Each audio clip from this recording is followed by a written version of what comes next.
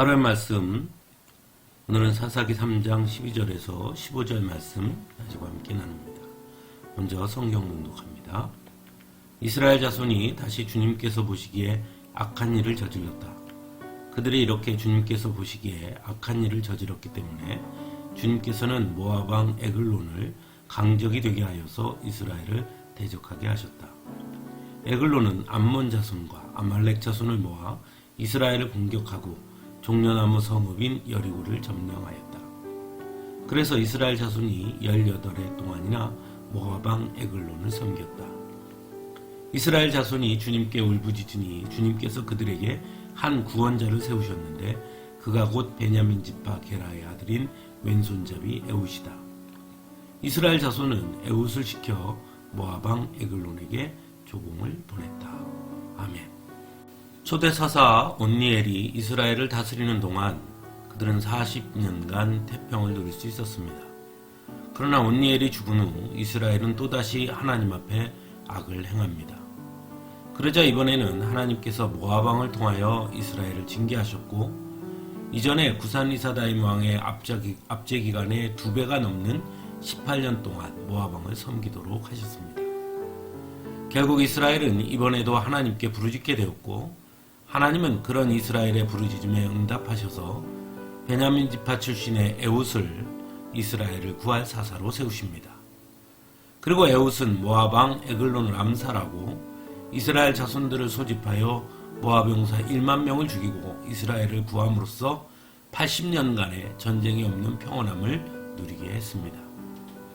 즉 에웃은 하나님의 택함을 받았고 사사로서의 사명을 잘 감당한 사람이었다는 것이죠. 하지만 에웃은 인간적으로는 많은 단점을 가지고 있는 사람이었습니다. 먼저 첫 번째 사사 온니엘과 비교해봐도 알 수 있습니다. 온니엘은 갈렙이라는 아주 든든한 배경이 있는 사람이었지만 에웃은 그에 비하면 별로 내세울 것이 없는 사람이었습니다. 더욱이 메소포타미아 왕 구산리사다임에게 지배받은 것은 8년인데 비해 모압 왕 에글론에게 지배받은 것은 18해였기에 자신들을 구원할 사사는 당연히 온니엘보다 더욱 대단한 사람이 나타나기를 기대하는 이스라엘 백성들의 기대감에 비추었을 때 너무나 부족한 사람이었습니다. 또한 성경은 그가 왼손잡이였다고 말씀하고 있습니다. 그 당시의 사람들의 인식 속에서 왼손잡이라는 것은 사람들에게 멸시를 받기 일쑤였습니다. 왜냐하면 왼손은 매우 부정하게 여기고 있었고 유대에서 왼손잡이라는 말은 오른손이 제구시를 못하는 사람이라는 뜻으로 쓰였기 때문에 어쩌면 에웃은 오른손을 쓰지 못하는 장애를 가진 사람이라고도 볼 수 있기 때문입니다.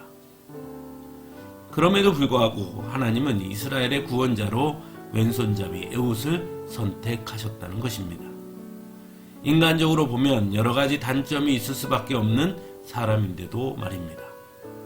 그러나 하나님은 오히려 에웃을 통해 하나님께서 택하셔서 쓰시면 인간적으로 부족하고 여러 가지 단점이 있다고 하더라도 놀라운 일을 감당할 수 있다는 것을 보여주십니다. 또한 연약하고 부족한 에웃을 통해 이스라엘을 구원함으로써 약한 자를 들어 강한 자를 부끄럽게 하신다는 하나님의 말씀을 그대로 보여주신 것이기도 합니다. 무엇보다 그 일을 이루시는 분은 하나님이시라는 것을 아주 분명하게 보여주신 것이라고도 할 수 있을 것입니다. 사랑하는 성도 여러분, 하나님은 능력 있는 자를 통해 일하시는 것이 아니라 오히려 하나님의 능력을 부어주심으로써 일하게 하신다는 것을 잊지 말아야 합니다.